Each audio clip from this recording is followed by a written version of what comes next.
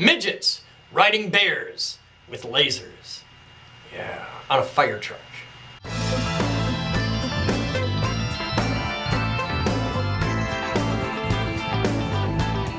Hi there guys, welcome to today's Captain's Blog. It's Monday, September 26th at 13:21 hours, and I'm gonna do some viewer mail real quick here because the past couple episodes of the Captain's Blog have been particularly epic.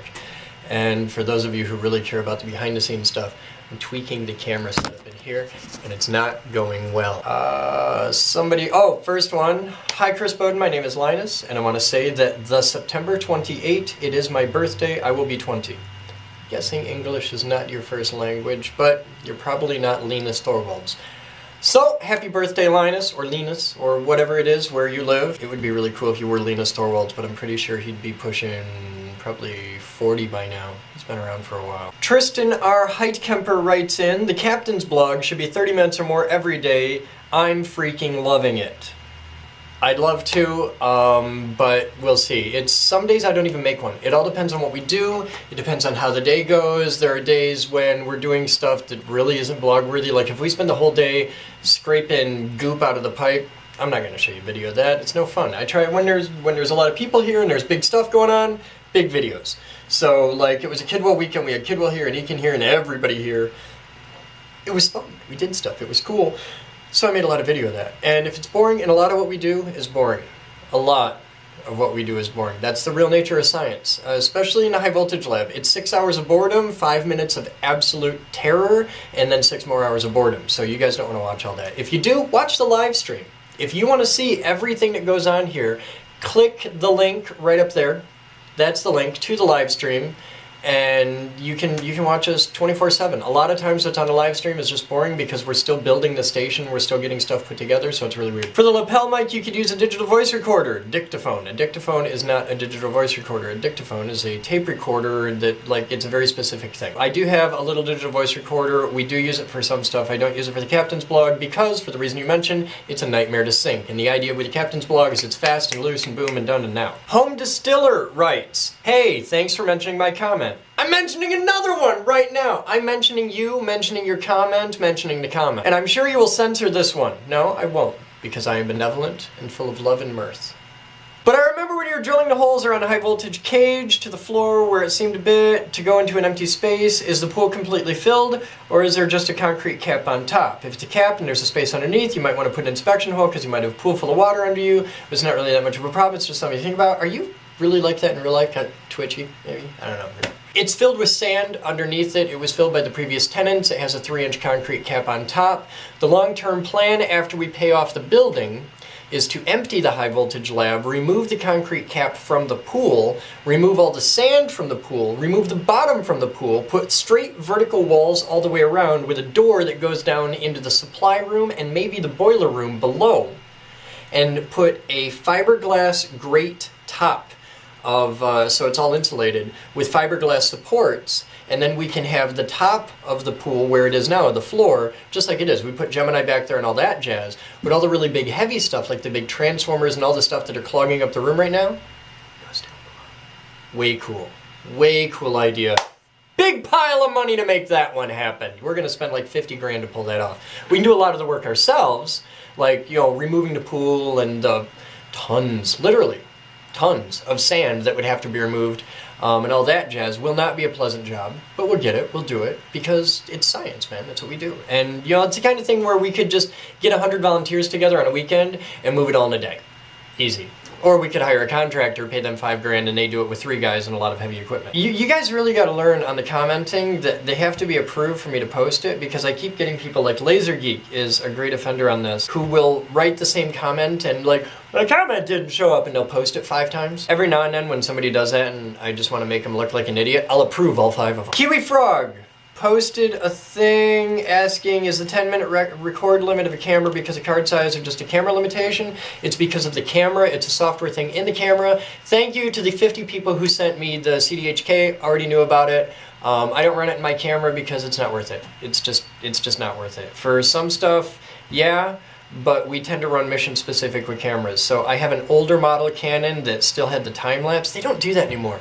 It really sucks. Somebody out there who works for Canon needs to make them bring back the time-lapse feature, because if you look at some of my older videos, we shot some really great time-lapses. Wilkes982 writes in, I want to make a Rubik's Cube for my physics assignment this year, but my physics teacher wouldn't let me. You probably shouldn't be allowed to play with fire. So he made his own transformer instead, which is actually cooler than a Rubik's Cube. I've never made my own transformer. That's hard science. To do it right, there's a lot of math. Just a thought! Would sandbags be better than concrete? A sandbag will stop a bullet, plus it allows you to pull the bags out when shifting it. Plus, concrete is hard and crack with percussion, while sand will just shift. KiwiFrog, I know you speak English. Just because you were raised in a penal colony does not mean you get to abuse the language. Might. Yes, but what we're going to do is multiple lasers. Layers. You are right. Multiple lasers. That could be cool. And sharks and bears. I need bears. I need bears with lasers! Yeah. Midgets riding bears with lasers. Yeah. On a fire truck. Okay. No, what we're going to do is we're going to surround the outer shell in concrete. The inside is going to be filled with pure white beach sand. Harvested from only the purest white beaches of the Caribbean. But the outer jacket, the interstitial space, will be filled with concrete. And then the very outside will be wrapped in layers of aluminum, so that, complete worst case scenario, the sand doesn't stop, but the concrete cracks and it punctures out. Aluminum will go boom, boom, boom, boom, boom, boom, like that. And it takes a big shockwave. It's really good like that. Aluminum is very soft. It's very ductile. There's your word of the day. Ductile. What else do we have? Zip ties are non-conductive, yes, thank you, KY Pitbull. GJ Rock writes in, hey, there's a bottle of KY next to where Dan was ripping the crap out of the pressure cooker. Yes, there was. There's a big orange ring around the lid of the pressure cooker and we had to lubricate it. It's silicone. And there's a Walgreens right up the road, and I didn't want to use like lithium grease. I wanted something I could completely wash off if I needed to. So I just sent somebody up to get a tube of KY, which is fun. You just walk into there and be like, I need some KY and a crescent wrench. You just let them wonder, because that's my Thursday night. Super Dow writes in, oh no, Kidwell replied to that one, so I'm not even going to dignify that with a comment. Yeah, I think that's it for viewer mail for the day. Now, let's get to work.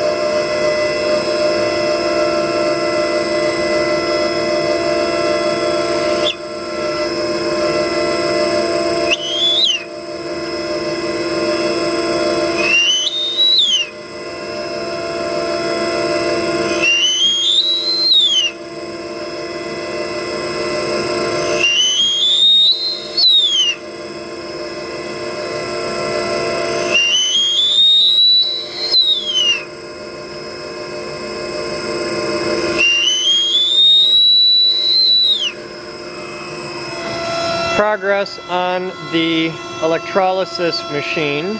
These are pieces of black iron pipe that have been sanded down to get the linseed coating off, so they're no longer black iron pipe, they're just steel pipe. These will be the electrodes. Time is 14:43 hours, and a lot of people commented lately about how they want to see some other parts of the building. Well, this is one of the little secret parts of the building that nobody ever really gets to see. It's the back area of the tool room, and this is the holy of holies for Batman here. He's in charge of all things tools. So tell him about your space back here, and tell the people why they should pick their damn tools back up when they're done. Well, my space back here is, well, these two drawers are just awesome because that's the ultimate socket set. Yeah? Yeah. What do you got? I don't drop it too bad. I got my 3/8 drives and standards. And 3/8 drive wrenches. Okay. That's a 3/8 drives metric. Okay. My 1/4-inch standards, which, let's go. 1/4-inch metrics, a 1/2-inch standard,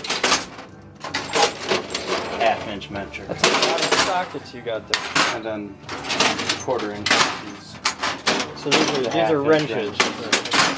And then standard wrenches. Metric wrenches. And adjustable. That's where they were. I was looking for a pipe wrench earlier today. Didn't know where it was. Yeah. Okay. Anything else you want to like give a tour back here? Show people power around. tools. Okay. Here's power tools.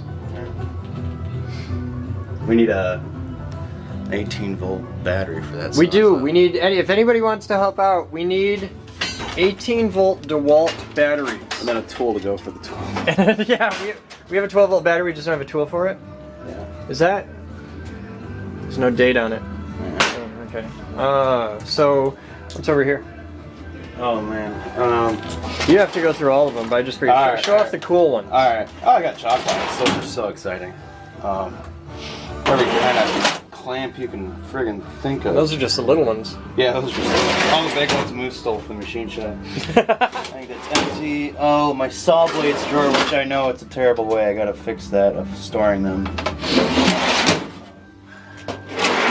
Pry bars of every size. Drawer of pry bars. Oh, that's precious. Cutest little pry bar. That kind of hurt. Oh, and then my Allen wrenches. That's a lot of Allen wrenches. And I haven't even been able to separate between them. Yeah, we're still putting the tool room together, so there's all the fine sorting hasn't been done yet.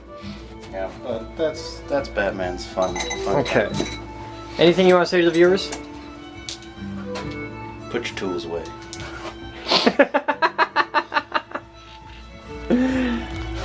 Help push. Nice and easy. Slow down a little.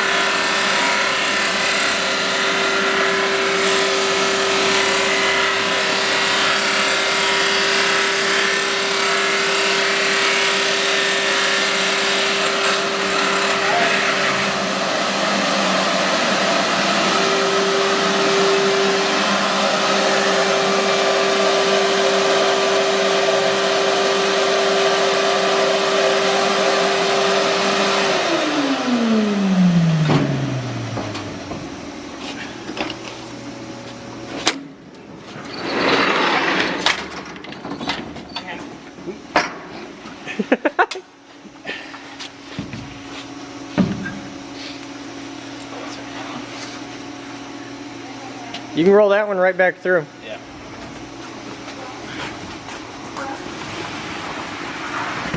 We still haven't quite got the hang of the panel saw, but we're getting there. Oh, it has a hang of the panel saw, just not sideways. Ah, okay. Yeah, we're definitely better with the verticals. Plus to like the most maximum thing you'd want. Oh yeah, it's huge. I mean, it's what, 1.5 inch thick MDF. It weighs Plus a it's, ton. You know, and 8 foot long, 5 foot wide. It's such an awkward piece to handle.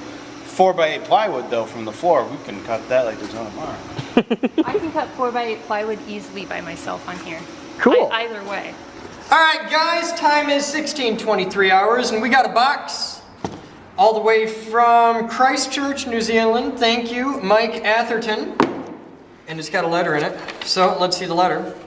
Find enclosed. Oh, here, hang on. We gotta do it official. To Chris and the team at the Geek Group. That's you guys. You're the team at the Geek Group.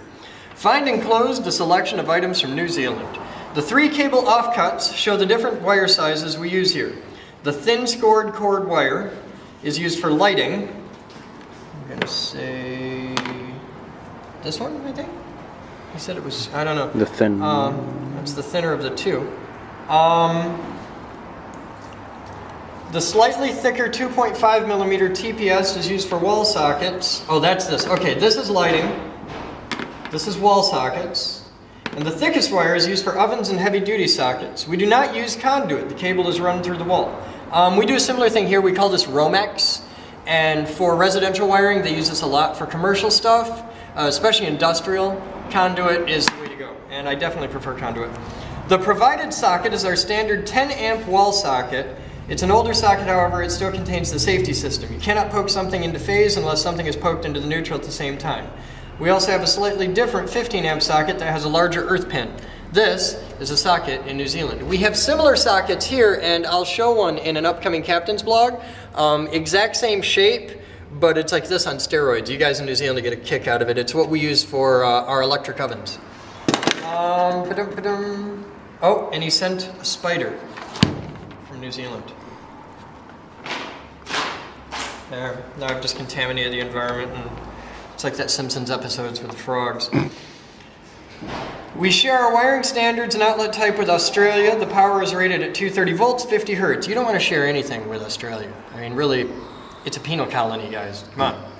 And they have feral camels. What kind of country is feral camels? You got to wonder about that. They did give us Vegemite, though, so that's a good thing. I like Vegemite. I'm probably the only American who does. The chip I thought you'd like. It's a DLP chip from a Toshiba. The surface contains thousands of tiny mirrors that move to produce the picture. It is bounced through a prism via color wheel to rebalance the colors. What chip? You didn't just like toss it on the floor with the bubble wrap, did you? No. Yes, I did. There's a piece of bubble wrap. It's down here. Look at that. I didn't even see that. Oh, wow. That's a DLP chip. So there's the chip. You're blocking my light. There's the chip. There. And actually, you can't see it, but it has a spider web growing in it. And then there's the contacts for the chip. So different combinations of these move the little mirrors. And that's really cool. That's going on display. I'm going to build a thing around that. Finally, there's some double-sided blank PCBs for Mr. Dan Eakin. I promised I'd send him a while ago. Our Quake has made that hard. They are not photosensitive, so he'll have to either use the toner transfer method or just draw the traces with a black Sharpie. Keep up the great work, guys. Mike, KiwiFrog. Oh, that's who Mike is. Okay, I know KiwiFrog. And he sends us some stuff of how to wire. It's the same as an American. Yeah, totally. The same color codes as America, too. See, I thought you guys had, for your earth, you used blue or something like that. It was weird. That's cool. All right. Cool. That goes in the folder. I keep all these. So, Dan, I have half a dozen pieces, assorted size. Hang on. Are they assorted size? No. They're all the same size except for one that he gave us just to mess with us. That one's longer and shorter. What the hell?